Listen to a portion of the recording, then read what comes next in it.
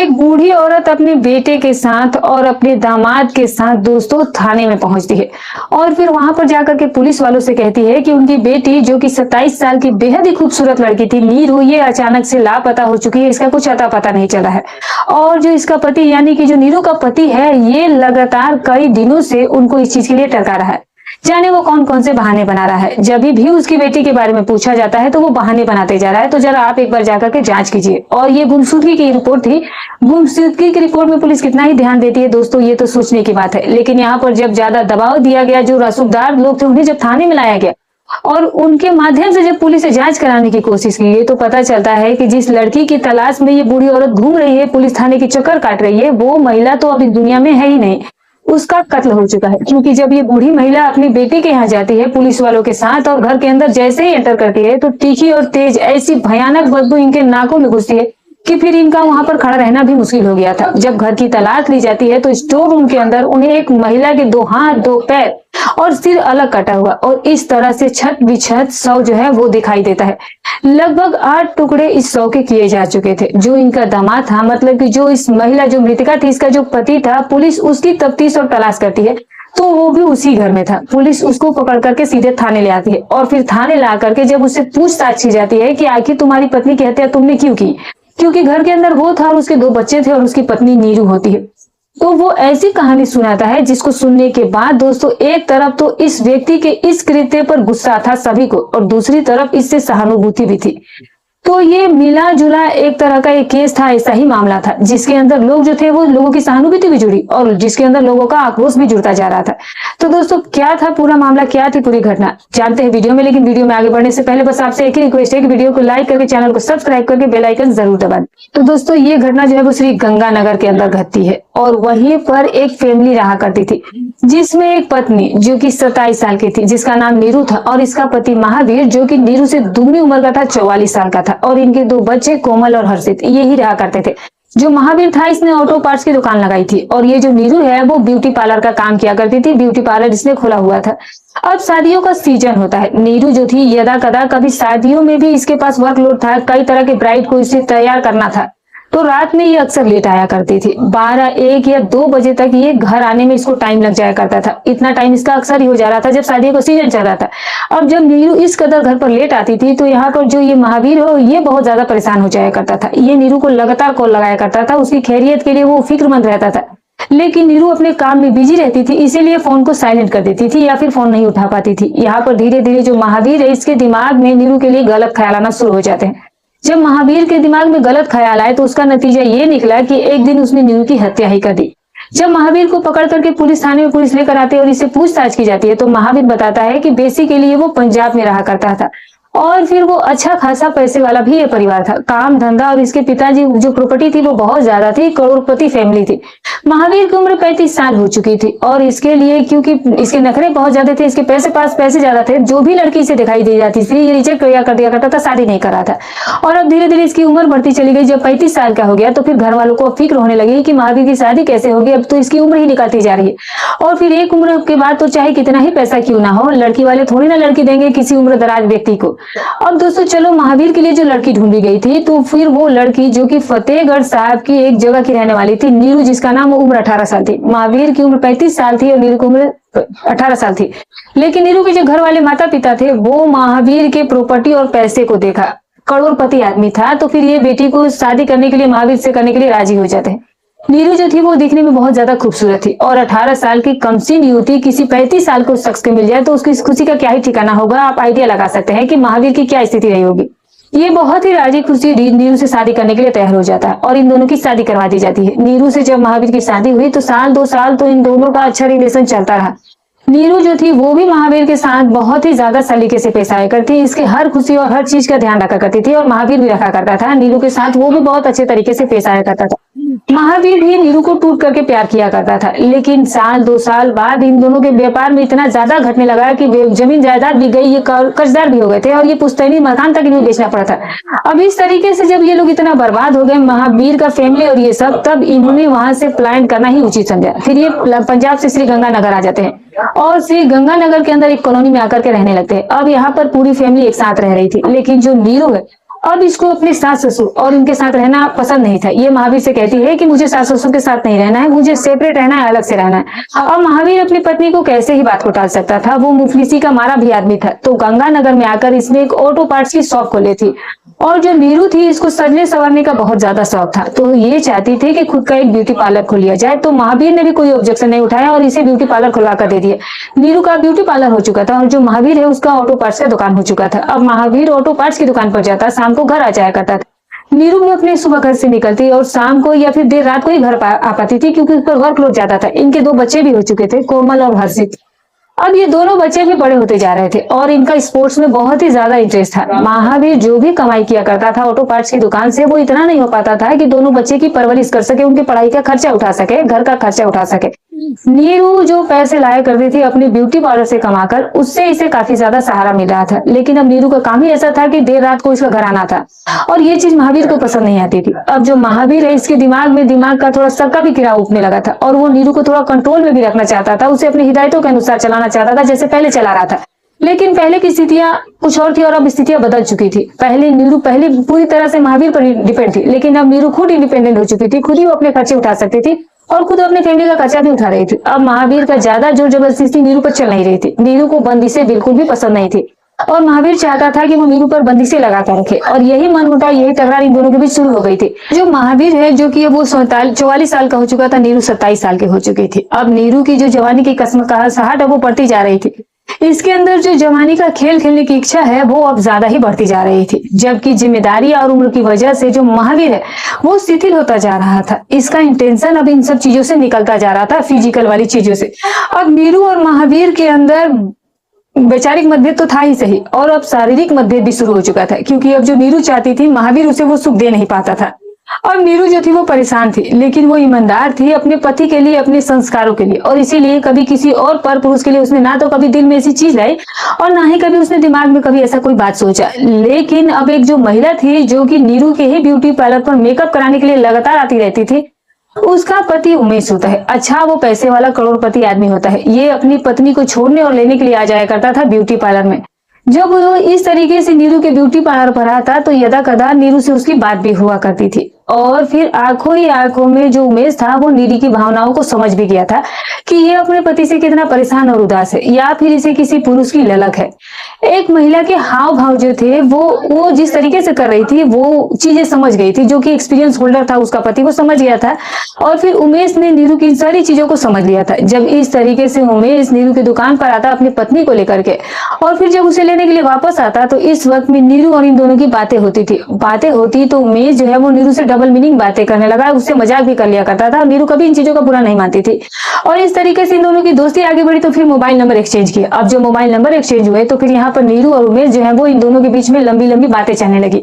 उमेश जो था वो लच्छेदार बातें कर रहा था, नीरू को पटाने और अपने जाल में फंसाने की वो सारी बातें कर रहा था। नीरू को भी ये कमी तो महसूस हो ही रही थी, लेकिन अभी तक उसके साथ किसी ने उसके तरफ हाथ नहीं बढ़ाया था। उमेश ने हाथ बढ़ाया तो नीरू अपने आप को रोक नहीं पाई। इन दोनों के बीच में तयपाई हो चुकी थी, हर तरह की ये बातें कर चुके थे, लेकिन एक एकांत में ऐसी सुरक्षित जगह मिले जहां पर ये अपनी हसरतों को पूरी कर सके। इस मौके और ऐसी जगह के ये तलाश में थे। अब ये छोटा सा एरिया था, अब यहाँ पर ये सब चीजें खुलकर तो कर नहीं सकते थे, क्योंकि अगर ऐसी चीज किसी को पता लग जाती तो पूरे मोहल्ले में, पूरे इस एरिया में इनकी बदनामी हो सकती थी। और इसी तरीके से समय आगे बीतता गया। फिर जो उमेश की पत्नी होती है उसे किसी रिश्तेदारी में शादी में जाना था। शादी थी 24 जनवरी को और जो उमेश की पत्नी होती है वो 20 जनवरी को ही चली जाती है, 4-5 दिन पहले शादी में। उमेश जो था वो अपने बिजनेस का बहाना बनाता है। वो कहता है कि मेरी अभी कुछ मीटिंग्स है, उसके बाद में शादी में आऊंगा। जालंधर में शादी होनी थी, 22 जनवरी को उसे जाना था। अब जो महावीर है 22 जनवरी को मिलता है नीरू से और नीरू से कहता है कि देखो बहुत ही अच्छा मौका है और जो मेरी पत्नी है वो चाहती है कि तुम शादी में जाकर के उसका मेकअप करो, मैं तुम्हें साथ में ले चलूंगा, लेकिन 24 तारीख की शादी है, मैं तुम्हें 22 तारीख को यहाँ से ले चलूंगा। तो नीरू कहती है कि 22 तारीख को क्यों चलेंगे? तो यहाँ पर जो उमेश है वो कहता है कि तुम इतनी भोली तो हो नहीं सकती हो कि तुम्हें मैं जल्दी ले जाना चाह रहा हूँ और 2 दिन में तुम्हारे साथ बिताना चाह रहा हूँ। नीरू उसकी बातों को समझ चुकी थी। खैर ये उमेश के साथ चल पड़ती है और ये जालंधर तो नहीं जाते, ये चंडीगढ़ चले जाते हैं और चंडीगढ़ में जाकर के होटल बुक किया जाता है। होटल में 2 दिन और 2 रातें जो उमेश और जो नीरू होते हैं ये अपनी सारी हसरतों को वहां पर पूरा कर लेते हैं और फिर इस इधर एक दूसरे के अंदर ये खो जाते हैं कि फिर एक दूसरे के दीवाने हो जाते हैं। 24 तारीख की शादी अटेंड करते हैं। नीरू अपने घर पर महावीर को, अपने पति को बोल चुकी थी कि उसे बाहर जाना है, शादी में इस तरीके से मेकअप का प्रोग्राम है और वो 2-3 दिन बाद वापस आएगी। ये सारी चीजें वो बता चुकी थी। 25 तारीख को ये वापस आ जाते हैं। वापस आते हैं तो नीरू उमेश के ख्यालों में खोई रहती थी और जो उमेश है वो नीरू के ख्यालों में रहता था। अब इन दोनों को इस तरीके से मिलना जुलना ज्यादा हुआ। उमेश जो था वो इसी चीज को, इन चीज बातों को अपने दोस्तों से भी शेयर किया। अब सारे दोस्त भी करोड़पति थे। जब उन्होंने नीरू को देखा, उसका फोटो वगैरह और उसके बारे में जब इतनी तारीफ उमेश से सुनी तो उनकी भी इच्छा हुई कि यार हमें भी एक बार उससे मिला। उमेश जो है वो नीरू को फिर इस तरीके से झांसे में लेता है, उसको पटाता है और कहता है कि हमें होटल में चलना है तो चलेंगे कहीं ना कहीं। तो फिर ये वहां से चल पड़ते हैं अंबाला के लिए। अंबाला में जाकर नीरू और जो उमेश है वो किसी होटल में जाते हैं और जिस होटल में जाते हैं वो उमेश के ही पार्टनर का होटल था, जो कि उसका दोस्त भी था। अब ये वहां पहुंचते हैं तो उमेश और उमेश का दोस्त और नीरू ये तीनों एक ही कमरे में एक साथ ड्रिंक वगैरह करते हैं और फिर ये सारा काम करते हैं। नीरू पहले तो बहुत ज्यादा हिचकिचा रही थी क्योंकि इसने पैसों के लिए ये सारा काम नहीं किया था, इसने तो दोस्ती और प्यार में ये सारा काम किया था। लेकिन अब एक आदमी से दो आदमी से भी अब नीरू भी ज्यादा माइंड नहीं करती है क्योंकि उन्होंने नीरू के सामने मोटी गड्डी पैसों की रख दी थी और नीरू उन पैसों को देख करके अपनी सोच पर काबू नहीं रख पाई, वो लालच में आ गई। नीरू ने इन दोनों के साथ वो सारा काम किया। जब इन दोनों के साथ सारा काम किया तो इन्होंने और दोस्तों को बताया और नीरू को ये जो प्रोफाइल था, जो इसका बॉडी स्ट्रक्चर था, ये देखने के बाद हर किसी के मुंह से लार टपकने लगती थी। जो भी दोस्त नीरू को देखे और इसके बारे में बात सुने तो उसकी भी इच्छा यही होती थी कि नीरू को हमसे भी मिलवाए। और इस तरीके से जो उमेश है और उमेश का जो दोस्त है, जो पार्टनर जो था होटल वाला, इनके ही 4-5 दोस्त इकट्ठे हो जाते हैं और फिर नीरू से ये बारी बारी वही काम करते हैं और नीरू भी इनके साथ बिंदास होकर के ये सारा काम किया करती थी। नीरू को अपनी शारीरिक जरूरतें भी पूरी होती नजर आ रही थी और इसे आर्थिक मदद भी इसे काफी मिल रही थी और अब नीरू को पैसे की कोई कमी नहीं बची थी। अब इसे पैसा भी मिल रहा था और जो इसे सुख चाहिए था वो भी मिल रहा था। तो अब महावीर की बात कौन सुने। महावीर बहुत कंट्रोल करने की कोशिश करता है। नीरू को कहता था कि कंट्रोल में रहो, दब के रहो, इसे अपने हिसाब से चलो। लेकिन अब नीरू इसके हाथ से निकल चुकी थी और इसी तरीके से जो महावीर है वो बताता है कि 25-26 के मार्च के लगभग जो महावीर का लगभग जो दोस्त है वो सालिन में था और सालिन में ही जो नीरू है वो किसी बुजुर्ग आदमी के साथ, मतलब कि उम्र में वो नीरू से काफी बड़ा था, उसके साथ वो होटल में से किसी बाहर आ रही थी। जब वहां पर पूछताछ की जाती है तो पता चलता है कि नीरू और ये बुजुर्ग आदमी अक्सर यहाँ पर आते हैं, इन दोनों का रिलेशन है। अब ये बात जब महावीर का दोस्त सुनता है तो वो महावीर को इस सारी बात को बता देता है और महावीर जब इस बात को सुनता है तो उसके पैरों तले जमीन निकल जाती है कि उसकी पीठ पीछे जो उसकी पत्नी है वो इस तरह से जगह जगह मुंह मारती फिर रही है। होटल में वो कई पराये मर्दों के साथ इस तरीके से जिस्मानी खेल के रही है। तो इसका गुस्सा जो था वो 7वें आसमान पर था। महावीर ने बहुत ही ठंडे लहजे में नीरू को समझाने की कोशिश की कि देखो हमारे बच्चे हैं, हमारे आगे की काफी जिम्मेदारियां है। इस घर को अगर बिखरने से तुम बचा सकती हो तो सिर्फ तुम ही बचा सकती हो, अपनी हरकतों को सुधार लो। इसने इतने नरम लहजे में नीरू को समझाया कि नीरू के ऊपर कोई उसका असर नहीं हुआ। नीरू ने कहा ठीक है, सुना अनसुना सब कुछ कर दिया। महावीर ने अपनी जो जिम्मेदारी थी उसे पूरी करी, अपनी पत्नी होने के नाते उसे समझाने की पूरी कोशिश करी, लेकिन नीरू नहीं समझी। उसका फिर यही रवैया था। अब महावीर को गुस्सा आने लगा। महावीर ने अपनी सास चंपा देवी यानी कि नीरू की माँ को ये सारी बातें बताई। उसने कहा कि नीरू की हरकतें बहुत ज्यादा बढ़ती जा रही है, आप उसे समझाओ। यहाँ पर चंपा देवी उल्टा महावीर को ही डांटने लग जाती है कि हमने तो तुम्हारा पैसा देकर, तुम्हारा फैमिली बैकग्राउंड देकर हमारी बेटी तुम्हें दी थी, नहीं तो हमारी और तुम्हारी बेटी का कोई मेल ही नहीं था। तुम उम्र में इतने बड़े हो और तुम तो फकीर बन चुके हो। अब मेरी बेटी जैसा चाहे वैसा करेगी, उसकी आजादी पर तुम क्या लगाम लगाओगे। वो अब घर का भी खर्चा उठा रही है, सारी जिम्मेदारियां भी निभा रही है और अब तुम चाह रहे हो कि वो तुम्हारे इशारे पर नाचे, वो तुम्हारे अंडर में रहे और तुम्हारी हर कहना मानो, तो ये तो नहीं हो पाएगा। जब इन सास और दामाद के बीच में तानातनी ज्यादा बढ़ी तो फिर चंपा देवी ने महावीर को धमकी दे दी कि तुमने अगर ज्यादा चूचौपड़ करी तो फिर हम तुम्हारे ऊपर कोई केस लगाकर थाने में तुम्हें बंद करवा देंगे, पुलिस वालों के मैं तुम्हें पकड़ा दूंगी। अब महावीर ने जब ये बात सुनी तो उसने फोन काट दिया। लेकिन अब यहाँ पर महावीर के दिमाग में ये जो बात थी, जो चंपा देवी ने बोली है, चाहे मजाक में बोली या फिर उसे डराने के लिए बोली, लेकिन बहुत बड़ा इम्पैक्ट डाल चुकी थी। महावीर ने सोचा कि अगर उसे जेल जाना ही है और चंपा देवी उसे गलत सलत कोई भी इल्जाम लगाकर जेल पहुंचा ही देगी, उसकी जिंदगी बर्बाद कर ही देगी, तो फिर क्यों ना इसको सबक सिखा करके ही जेल जाओ। अब ये काफी देर तक इस चीज को विचार करता रहा और उसी बीच में कहीं से और इनपुट मिलता है महावीर को कि जो उसकी पत्नी नीरू है वो कई लोगों के साथ नजर आई है इस तरीके से होटलों में आती जाती। महावीर को इससे बहुत ज्यादा गुस्सा आया था। तो 2 अप्रैल को जो महावीर है वो बच्चों को सुलाने के बाद कुर्सी पर बैठ जाता है और फिर नीरू के आने का इंतजार करता है। रात के 2 बज चुके थे, नीरू घर आती है। महावीर उससे पूछता है कि आज दिन भर बहुत ज्यादा बिजी रही हो, अभी भी बहुत ज्यादा लेट आई हो, तुम कहाँ गई थी। नीरू कहती है कि तुम्हें तो पता ही है कि शादियों में मुझे जाना पड़ता है, कई सारी ब्राइड होती है, उनका मेकअप करना पड़ता है, तो मैं लेट हो जाती हूँ, मेरा तो प्रोफेशन ही ऐसा है। महावीर कहता है कि अभी शादियों का इतना तो कोई तगड़ा सीजन नहीं चली, इतनी शादियां तो नहीं है कि तुम इतनी लेट आओ, 2 बजे रात को आओ, और अब तुमने कुछ खाया भी नहीं हुआ तो खाना खा लो। तो नीरू कहती है कि तुम खाओ और जाकर सो जाओ आराम से, मैं तो वैसे भी खाकर आई हूँ। तो पूछते है कि तुम कहाँ पर खाकर आई, तो वो कहती है कि मैं होटल में खा करके आई हूँ। महावीर फिर अपने गुस्से को बहुत ज्यादा कंट्रोल करता है और फिर नीरू को समझाता है कि देखो नीरू, जिस रास्ते पर तुम चल रही हो रास्ता बहुत गलत है, बहुत खराब है, तुम्हारी भी बदनामी होगी और मेरे खानदान की भी बदनामी होगी। तुम अपने आप को थोड़ा समझाने की और समझने की कोशिश करो और थोड़ा सलीके से रहने की कोशिश करो। एक जवान खूबसूरत महिला के पीछे तो दुनिया भर के मर्द पड़ते हैं, लेकिन अपनी इज्जत और अपनी आबरू को बचाना उस महिला के हाथ में होती है। चाहे तो वो नीलाम करके लुटा दे या फिर उसको सहेज करके रखे। तो तुम प्लीज ऐसा मत करो। जब इसने इतने प्यार से महावीर ने नीरू को समझाया तो नीरू वहां पर खिलखिलाकर हंसने लगती है। वो कहती है कि तुमसे होता जाता तो कुछ है नहीं, ना तो तुम मेरी आर्थिक रूप से कोई इच्छा पूरी करे और ना ही मेरी कोई शारीरिक इच्छा पूरी करे, और फिर उसके बाद तुमसे इतने प्रवचन भी सुनो, इतने बड़े बड़े। और इस तरीके से जब नीरू ने महावीर से बोला तो इसका गुस्सा सातवें आसमान पर चला गया कि इतना समझाने के बावजूद भी उसकी पत्नी समझने को राजी नहीं है। तो महावीर ने क्या करा कि जब नीरू सामने कुर्सी पर बैठी हुई तो वो अपनी कुर्सी से उठा है और जो नीरू के गले में दुपट्टा था उसी दुपट्टे से नीरू का गला जो है वो पूरी तरीके से मोड़ देता है और फिर नीरू वहीं पर छटपटा करके दम तोड़ देती है। जब नीरू इस दुनिया से जा चुकी थी तो फिर इसके शव को ये उठाता है और फिर ले जाता है उसको स्टोर रूम में ले जाकर के रख देता है। अब नीरू का शव स्टोर रूम में पड़ा था। महावीर जाता है और अपने बच्चों के साथ आराम से सो जाता है। सुबह उठता है, बच्चों को तैयार करता है, स्कूल के लिए वो भेज देता है। बच्चे पूछते हैं कि मम्मी कहाँ है, तो महावीर कहता है कि वो तो किसी शादी के प्रोग्राम में गई हुई है अपने ब्यूटी पार्लर के काम की वजह से, और इसीलिए वो 1-2 दिन बाद आएगी, तो तुम लोग स्कूल जाओ। बच्चों को पता ही था क्योंकि जो माँ है नीरू वो काफी दिनों तक घर से लापता रहती है, तो उनको कोई खास फर्क पड़ा नहीं, वो लोग स्कूल चले गए। यहाँ पर जो महावीर है वो अब लाश को ठिकाने लगा के पलानी करने लगा। उसने सोचा कि मार तो दिया लेकिन अब करूँ क्या, तो वो मार्केट से आरी लेकर आता है और आरी लाने के बाद वो नीरू के दोनों हाथ काटता है, पैर काटता है, उसके गर्दन काटता है और इतने में बच्चे को स्कूल से आने का भी टाइम हो जाता है।